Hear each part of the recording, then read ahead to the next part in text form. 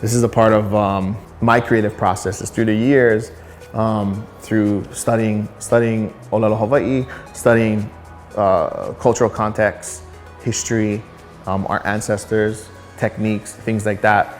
I've sort of created a framework on how I like to break down information and ultimately create products.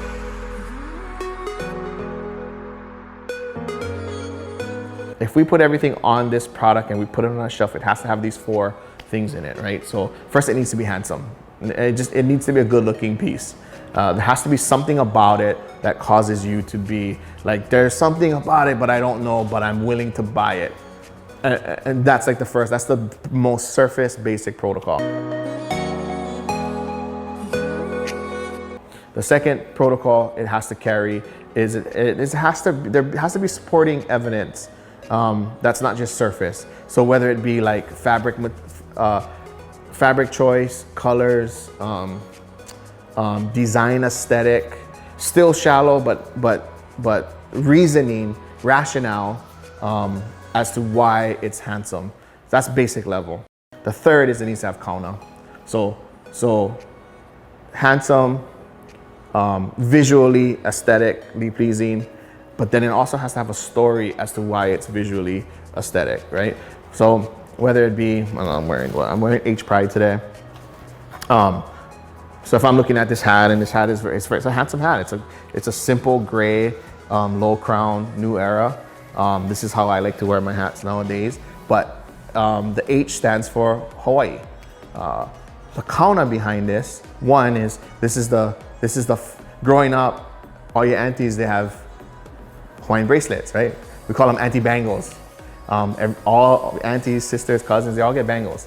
This is the font that's used on those bangles. So it represents some sort of historical or like modern contextual reference. Beyond that, it also represents this idea of pride, because we don't have a sports team. So we had to be able to create our own sort of modern iconography, which is H Pride, which is this letter which represents Hawaii. The fourth protocol to all of this is it has to have Makawalu. The term Makawalu is to look at things with 8 eyes. But if you even Makawalu, there's 8 paths in life, right? There's like north, south, east, west, northeast, northwest, etc. You can take any path you want. Same with, in my opinion, like creating content that's layered, design that's layered in that has lahos, you know what I mean? That has like some stuff to it. So this H Pride, it also identifies